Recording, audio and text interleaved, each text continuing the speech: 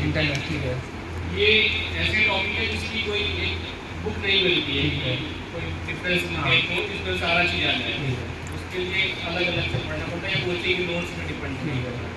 कुछ लोग current affairs पे पूरे रिलाई कर जाते हैं और कहते हैं कि IR पूरा उसी से होगा, न्यूज़ पेपर से ही। तो क्या सिर्फ कोई बुक्स पढ़नी चाहिए उसके लिए कि IR से या करंट अफेयर से? नहीं, ठीक है। तो मैं जैसे मैंने बताया था 5 सब्जेक्ट, इकोनॉमी, हिस्ट्री, एंशियंट, ये 5 की बुक लेनी है, ठीक है। और जो IR है, ये इसका करंट अफेयर जो बुकलेट लोग बताते हैं, जब तुम कोई भी करंट अफेयर की बुकलेट लोगे, लास्ट में एक मीन्स 365 आती है। जब वो बुकलेट पढ़ोगे, ऐसा नहीं करंट अफेयर ही है। करंट अफेयर कोई भी चीज़ अगर न्यूज़ में आती है तो वो करंट अफेयर में आ जाती है, कुछ उसमें कुछ ऐड हुआ। जब वो बुकलेट पढ़ोगे तो उसमें उसका बैकग्राउंड भी दिया रहेगा, उसका बेसिक, जैसे इंडो जैसे इंडिया और यूएस का कोई भी समझौता हुआ, अगर नहीं हुआ, अगर होना होता है वो न्यूज़ में आ जाता है, और वो न्यूज़ में आता है, वो बुकलेट में छप जाता है। जो बुकलेट में यही बताता है कि इंडिया यूएस रिलेशनशिप कब से स्टार्ट हुआ था। 4 लाइन में पूरी बैकग्राउंड हिस्ट्री कवर करते हुए और करंट का बता देगा उस पर करंट बस नहीं रहता। करंट कितना, एक लाइन का कोई भी समझौता साइन हुआ, न्यूज़ में आ जाता है, उसके ऊपर पूरा एक पेज छप जाता है। और वो पेज को 1960-65 जब से हमारा रिलेशन है तब से शुरू किया था।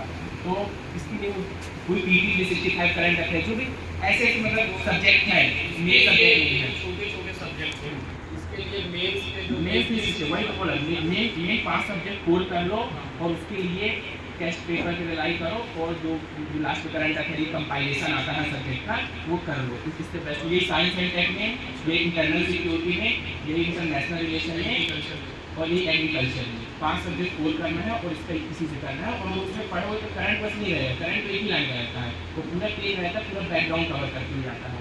कुछ न्यूज़पेपर भी पढ़ो, कुछ उस पर पॉइंट्स मिल जाएंगे। अगर जिसमें लिखने लगोगे ना, कोई भी क्वेश्चन आए उन सब लिख ले जाओ, कुछ भी पूछ ले, कुछ भी कोई साइन हो, दी या हो, कुछ भी याद हो। और जीएस पेपर हुआ में जैसे कि आपने बताया कि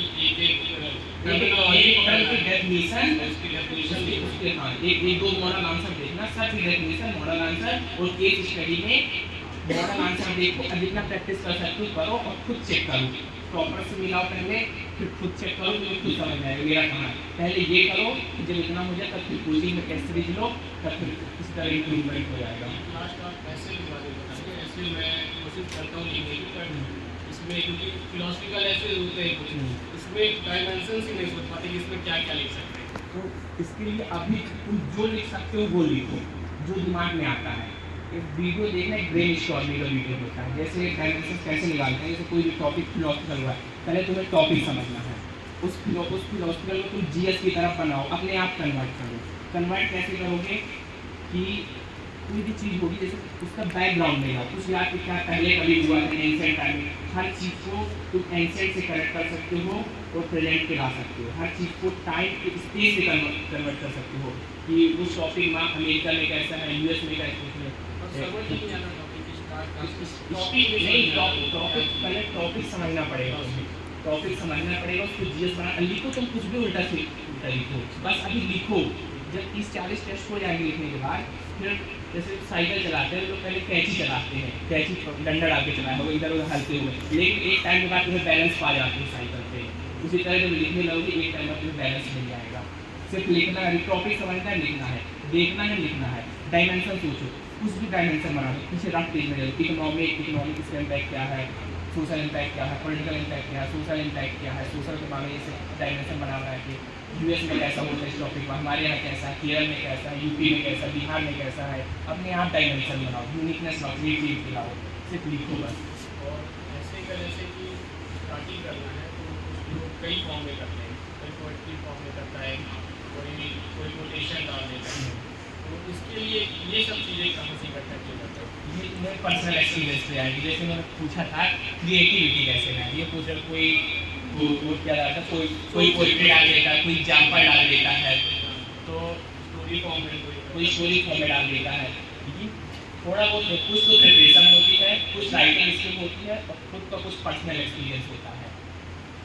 मैं एक एग्जाम्पल देता हूँ। जैसे इस बार का मेरे में ऐसे आया था कि छत को तभी रिपेयर करना चाहिए जब सूरज चमके, सन शाइन।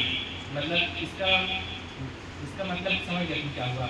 जैसे गांव में तुमने देखा होगा, जो अप्रैल जो लगाते हैं वो कब लगाते हैं, बरसात में थोड़ी कोई लगाता है, हमेशा बरसात के मतलब गर्मियों के मौसम में अपनी छत को रिपेयर करता है। अगर बरसात में रिपेयर करेगा तो पानी घर के अंदर चले जाएगा, नुकसान हो जाएगा। उसी तरह ये क्वेश्चन था, छत को तभी रिपेयर करना चाहिए जब सूरज चमके, बरसात में नहीं रहना चाहिए।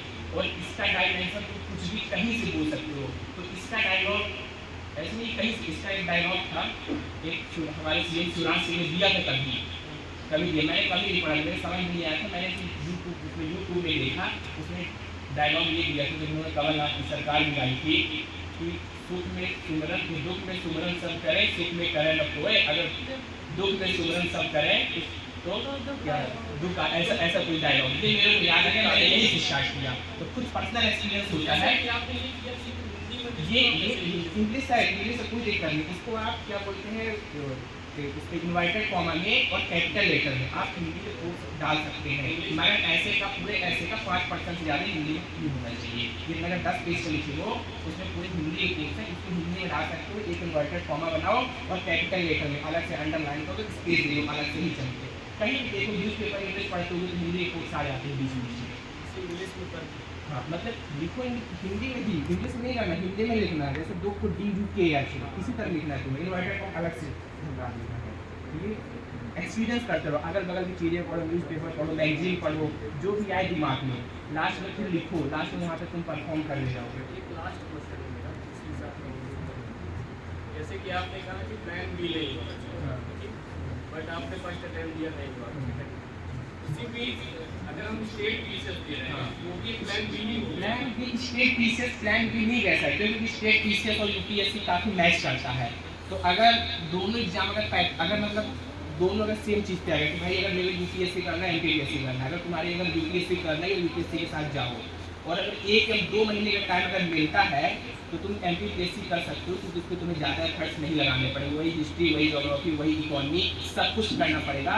सिर्फ 1 महीने के एफर्ट्स पे तुम स्टेट पीसेस कर सकते हो। कहने का मतलब ये है कि उससे रिलेटेड अगर कोई एग्जाम उसके रिलेटेड कोई नहीं, यूपीएससी और स्टेट पीसेस के अलावा कोई नहीं है एमपीपीएससी, सिर्फ यही 2 एग्जाम कर सकते हैं। नहीं करवाते, ऐसे स्टेट पीसेस में ही करवाते हैं जो एग्जाम, तो उसको स्टेट पीसेस में सारे स्टेट पीसेस समझ जाओ, तुम यूपी का भी जाओ, बिहार का भी जाओ, सबका अलग अलग पढ़ना फिर टाइम, अपने एमपी में रहो, एक ही लोग, एक ही स्टेट पीसेस रहो, एक ही लोग रहना, यूपीएससी सब एक स्टेट पीसेस रह सकते हो भी अपने स्टेट का, उसके अलावा नहीं। सर आपको पता देखो पर्पज ये था कि जब गांव में रहे हैं तो हमने कलेक्टर की पावर देखे थे, लोगों के जीवन को कैसे चेंज ला सकते हैं। लोग सुने कलेक्टर आया, ये कर देगा, वो कर देगा, तब गांव से एक फीलिंग आ जाती है कुछ करे बनेंगे तो कलेक्टर बनेंगे, पर वो तो नहीं बन पाए, कोशिश करेंगे कि आगे बन जाएंगे। मेन जो गाँव में जो कलेक्टर का जो इम्पोर्टेंस होता है, कैसे लोगों को जीवन बदल देता है, कैसे लोग, तो हम यही चाहते हैं कि हम ऐसी नौकरी में जाए जहाँ ज़्यादा से ज़्यादा लोगों के बीच में रह के काम करें, उनके बदलाव के लिए काम करें, यही मेन पर्पज था। First of all congratulation. My question is, आपने बोला कि एमपीपीएससी और यूपीएससी साथ में करना चाहिए। नहीं, एमपीपीएससी साथ में नहीं करना अगर चाहिए। करना चाहिए तो करना अगर चाहे, अगर 1-2 महीने का टाइम आपको मिल जाता है, जैसे मान लीजिए प्रीलिम्स, किसी कोई प्रीलिम्स देता है, प्रीलिम्स अगर नहीं हुआ, मई जून में प्रीलिम्स नहीं हुआ, और अगर अगस्त में 1-2 महीने बाद अगर एमपीपीएससी है, तो एमपीपीएससी में थोड़ा सा फर्स्ट डाल के 1 महीने का अगर टाइम है, क्योंकि अगला प्रीलिम्स तो 12 महीने बाद आएगा। अब ये नहीं कि हम जस्ट 1-2 महीने बाद प्रीलिम्स एमपीपीएससी अगर हम इसको स्किप कर दें और उसके लिए तैयारी करें, तो 1 महीने की तैयारी में सिर्फ एमपी जनरल नॉलेज पढ़नी पड़ती है और थोड़ा बहुत फैक्ट्स पढ़ने पड़ते हैं। अगर 1 महीने की तैयारी में अगर हम कर सकते हैं तो एमपीपीएससी को हम स्किप नहीं करना चाहिए। लेकिन वैसे भी वेटेज ज़्यादा हो रहा है एमपी का, प्रीलिम्स क्लियर होना मतलब डाउट है। वेटेज ज़्यादा हो रहा है तो क्या करें, एक कोई कॉमन सी बुक पढ़ लो 8 से 10 बार, कोई भी कोचिंग सीरीज की ऑनलाइन ट्रेनिंग 2 से 15 से 20 टेस्ट मंगा लो, और इतने में अगर होता है तो ठीक है, नहीं तो अपना यूपीएससी में ही। मैंने तो यही किया था, मैं एक बुक मैंने पढ़ी थी एमपीपीएससी की और 15 से 20 टेस्ट मंगवा लिए थे, मेरा 20 क्वालिफाई हुआ था, 21 का नहीं हुआ था, 22 का फिर हुआ। सिर्फ इतने दम पे मैं एमपीपीएससी को और प्रीलिम्स अगर जैसे प्रीलिम्स हो भी गया विदाउट एमपी, हाँ। फिर मेंस के लिए क्या? मेंस के लिए फिर वही आवाज़ नहीं आ रही। हेलो फिर, हाँ हेलो, फिर उसका एक सिलेबस निकालना है आपको, सिलेबस निकालना है, पिछले टॉपर्स की कॉपी लेना है, जिस कोचिंग में टेस्ट सीरीज आप ज्वाइन, अगर टाइम है यूपीएससी में अगले साल है, जैसे अब दिसंबर अगर मेंस है तो सिलेबस निकाल लेना है, एक कोई भी चाहे ऑनलाइन या ऑफलाइन हेलो हेलो। और एक टेस्ट सीरीज ज्वाइन कर लेना। टेस्ट सीरीज बहुत इंपॉर्टेंट होती है इस एग्ज़ाम पे, क्योंकि सब कुछ खेल लिखने का ही है। जब तक आप प्रैक्टिस नहीं करेंगे कोचिंग में तब तक कुछ नहीं आएगा। दो महीने की टेस्ट सीरीज ज्वाइन कर लो और सिलेबस निकाल लो, और जो चीज़ तुम्हारे यूपीएससी के सिलेबस में है वो उन्हीं बुक से पढ़ो, कि ताकि मेरा यूपीएससी में काम है। हिस्ट्री स्पेक्ट्रम से पढ़ो, इकोनॉमी के लिए जो यूपीएससी उसी से पढ़ो, और जो एक्स्ट्रा है उसके लिए थोड़ा सा मटेरियल ले लो और 15 से 20 टेस्ट लिखोगे। जो टेस्ट के सोल्यूशन में मिले, जो नहीं बना वहीं से उठा लेना, उसी को नोट्स बना लेना है। तो इसको बोलते हैं जुगाड़ी ट्रेनिंग, रिवर्सल। ये तरीका बहुत लोग, काफ़ी लोग करते हैं, काफ़ी लोग सक्सेस भी होते हैं।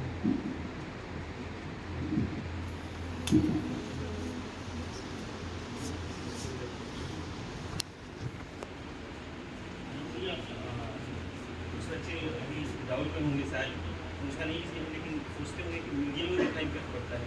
Medium Hindi medium, English medium result में हर साल लिखा जा रहा है। मीडियम मीडियम अगर किसी को अभी चूज करना है तो इंग्लिश हिंदी में कोई है, हिंदी मीडियम का मीडियम का मैं बताऊँ कोई बैरियर नहीं है इस एग्जाम को। तो दिव्या कलर की कॉपी डाउनलोड करना और कोई इंग्लिश भी डाउनलोड करना, तो उस पर तुम देखोगे कि उसने बहुत कम इनपुट रखा, मतलब वर्ड्स उसके बहुत कम है। उसने पूरा डायग्राम बना स्पायरल डायग्राम बनाया, एक वर्ड में सब कुछ एक्सप्लेन है, और उसके नंबर 800 से ऊपर हैं। तो वही तुम्हें समझ में आ जाएगा कि हिंदी का कोई बैरियर नहीं है एग्जाम में। मटेरियल आप सब है, न्यूज़पेपर पढ़ते हो तो न्यूज़पेपर, इंग्लिश न्यूज़पेपर आप भी पढ़ सकते हो, उसको कोई दिक्कत नहीं, क्योंकि एक इंग्लिश पेपर होता है वो थोड़ा सा चैलेंजिंग होता है। ऐसा नहीं कि उसको हर दिन ले जा सकते, वो क्वालिफाइंग होता है। इंग्लिश न्यूज़पेपर हिंदी वाले भी पढ़ सकते हैं, और जो क्वेश्चन प्रीलिम्स में कोई क्वेश्चन समझ में नहीं आते हैं वो इंग्लिश वाले क्वेश्चन मदद करते हैं। इंग्लिश क्वेश्चन देख के आप वो कर सकते हैं। तो एक न्यूज़पेपर एक्स्ट्रा कर सकते हैं। डायरी कोई मीडियम नहीं, जिसकी बहुत सारी मंथली मैगजीन आती हैं, करंट अफेयर्स की मटेरियल काफ़ी चीज़ है, लिखने का खेल है, कुछ भी वो लिखने का खेल है। हाँ, एक और डाउट सभी मन में लगभग होगा ही, कोई कह नहीं पा रहा था। क्या हैंड राइटिंग करते हैं?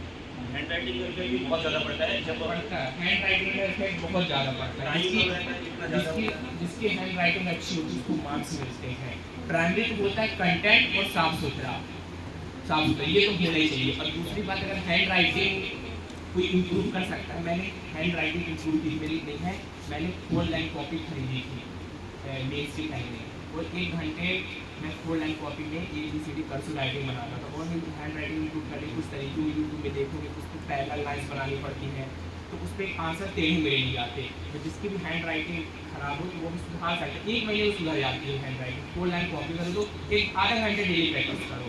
हैंड राइटिंग में मार्क्स ज़्यादा ले जाते हैं। अगर थोड़ा बहुत किसी का कंटेंट अगर कमज़ोर हुआ तो आखिर वो लोग इंसान ही है, वो खुश हो जाते हैं, उनके इमोशन जग जाते हैं हैंड राइटिंग देख के। पर कंटेंट जरूरी है, मेन कंटेंट की फोकस करो, साफ सुथरा नहीं मैं अभी कोचिंग ज्वाइन किया था तो T20 की बैच में लहबाजी एंड रवि का, तो उसमें से ऑप्शनल मेरा जनवरी से शुरू होगा सोशोलॉजी। तो वो शायद मेरे ख्याल से टाइम लेट कर तो अगर 2024 का टेस्ट देना है तो वो लेट हो जाएगा। और अभी टाइम बहुत है, अभी मतलब अभी क्या, अभी प्रीलिम्स तो अभी से पढ़ नहीं सकती, प्रीलिम्स मतलब बुक्स तो पढ़नी पड़ेगी। मैं तो कहता हूँ कि अगर वो चाहे तो उसको पहले करवा लो, अभी अगस्त से शुरू कर दो और दिसंबर तक ख़त्म कर दो। जितना ऑप्शनल मेंस का है दिसंबर तक ख़त्म कर दो, और जनवरी से पूरा प्रीलिम्स में लगे, क्योंकि प्रीलिम्स भी आजकल बहुत अनकन्वेंशनल और टफ होते जा रहा है। तो अभी उसको हाँ जनवरी से पूरा प्रीलिम्स पर ही फोकस करना पड़ेगा, क्योंकि सीसेट का पेपर बहुत टफ होता है, इतना आसान नहीं होता है। तो मैं तो कहूँगा तो जो ऑप्शनल लोग, यही समय होता है जो बच्चे प्रीलिम्स नहीं निकाल पाते तो वो मेंस यहाँ ऑप्शनल से ही शुरू करते हैं। तो वो जो जनवरी में गया है उसको अगस्त में करवा लो, अभी कर लो, अभी 3-4 महीने में ऑप्शनल कर लो, जितना मेंस करना सब अभी कर लो, हैंड राइटिंग करना सब कुछ अभी कर लो, जितना एक्सप्लोर करना है। और जनवरी से सब लोग कम से कम दिन में 2 टेस्ट लगाएं, जनवरी, फरवरी, मार्च, अप्रैल, 4 महीने दिन में 150 क्वेश्चन GS के और 50 क्वेश्चन सीसेट के। जनवरी से पूरा 3 महीने करो, तब इतना कॉम्पिटिशन है, बहुत पेपर आ रहे हैं बहुत तक। ये बेस्ट तरीका है कि जनवरी से 200 क्वेश्चन डेली करो पर डे, जब तक पेपर ना हो जाए प्रीलिम्स के।